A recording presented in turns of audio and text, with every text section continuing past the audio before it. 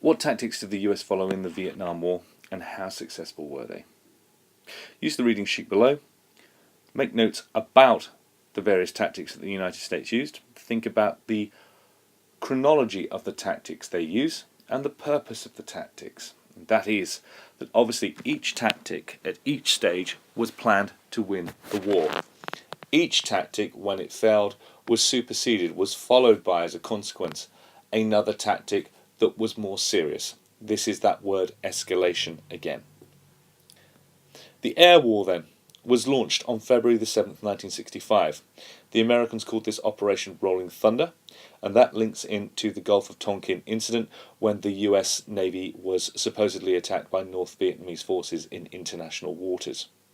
The Americans under President Johnson used this as the reason for why they would take an air war to North Vietnam. They would escalate the conflict. Remember, until this point it had been money, training and weapons. Rolling Thunder involved the extensive bombing of military and industrial targets in North Vietnam. It was only meant to last a very short time, but the air offensive lasted until 1972. The list of targets also included sites in Laos and Cambodia, where the Ho Chi Minh Trail was used to supply Vietnamese forces by going through the jungle in those particular countries. More bombs were dropped on North Vietnam than were dropped in the whole of the Second World War on Germany and Japan combined. To some extent, the bombing was effective. It damaged North Vietnam's war effort and disrupted the supply routes. This is obviously the tactic used by the United States during World War II, and against a highly developed country like Germany and Japan, it proved to be very effective. It enabled the United States to strike at communist forces even when it was reducing US ground forces in Vietnam. Remember, for democracies it's very useful to be able to use air power. It's relatively safe compared to sending ground troops in, especially in a country as difficult to fight a war as Vietnam. And also, what those planes are capable of doing is much more disproportionately significant than what ground troops can do. From 1970 to 72, the intense bombing of the capital of Hanoi forced the North Vietnamese to negotiate. So a tactic that, although didn't win the war on its own, certainly wasn't ineffective in the sense that it always forced the North Vietnamese to eventually negotiate. However, US air power could not defeat the communists alone. It could only slow them down and impede their progress.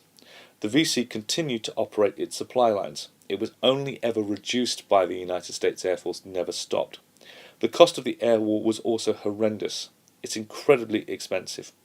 The communists shot down 14,000 US and South Vietnamese aircraft. In 1967, the American Life magazine calculated it cost the United States $400,000 to kill one Viet Cong fighter, a figure that included 75 bombs and 400 artillery shells.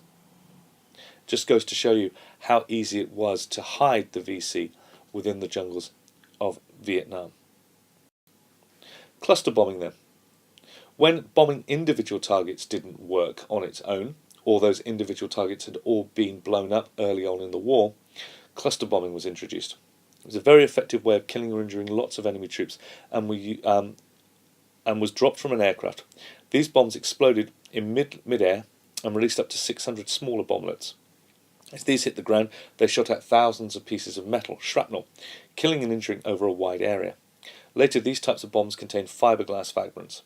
After an explosion, these fragments could be inhaled and infect the lungs as well as cutting into the skin. It was later revealed that fiberglass was not easily detectable under X-rays. So a much more serious style of fighting war, and of course what it does is instead of individual targets being hit, you can kill people over a much wider radius. However, cluster bombing lends itself to forces that fight a more conventional war, not necessarily the people who fight wars using guerrilla tactics hiding away. So with the failure of cluster bombing, the Americans went one step further and used chemical weapons. The US developed a powerful chemical called Agent Orange. It was a highly toxic weed killer. It was used to destroy the jungle where the Viet Cong hid, and the Ho Chi Minh Trail was also routed. The Americans used 82 million litres of Agent Orange to spray thousands of kilometres of jungle. Napalm was another widely used chemical weapon. When napalm bombs hit the ground, they exploded and released a flaming petroleum jelly. The jelly would stick to anything and burn houses, forests, and human skin. It was used to destroy the jungles where the Viet Cong fighters hid.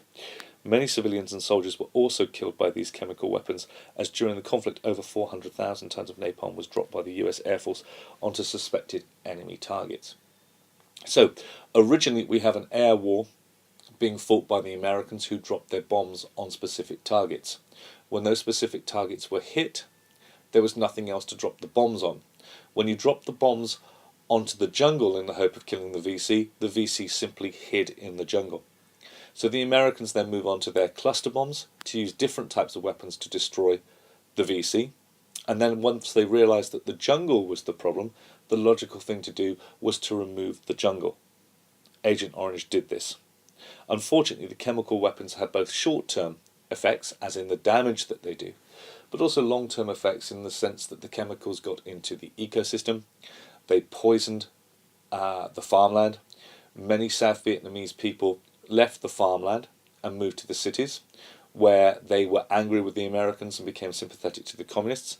And also famously, we have here the photograph of the Napalm girl taken in the 1970s, which shows the effects of napalm being used when it was dropped on innocent civilians.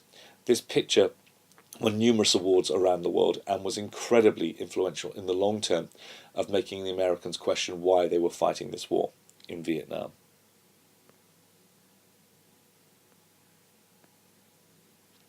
Search and destroy missions. Once it became apparent to the United States that they couldn't destroy the VC, with aircraft, they had to go looking for them.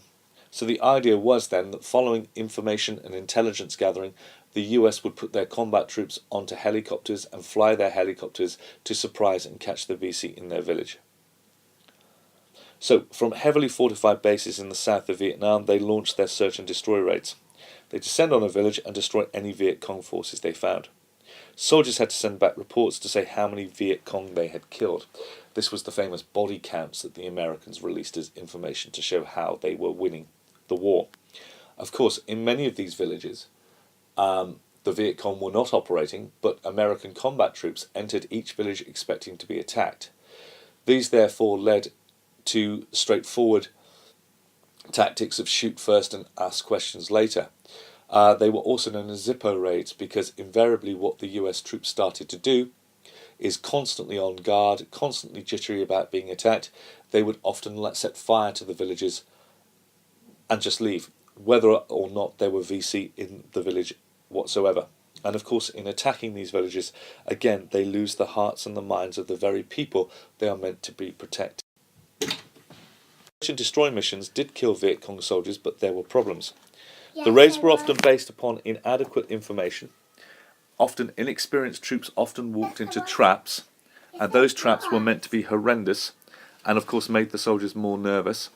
Innocent villages were mistaken for Viet Cong strongholds. Civilian casualties were extremely high in these raids, and for every Viet Cong weapon captured by search and destroy, there was a body count of 6, many of which were innocent civilians that the Americans shot accidentally or before asking what they were up to. Search and destroy tactics made the US and South Vietnamese forces very unpopular with the peasants and pushed them into supporting the VC.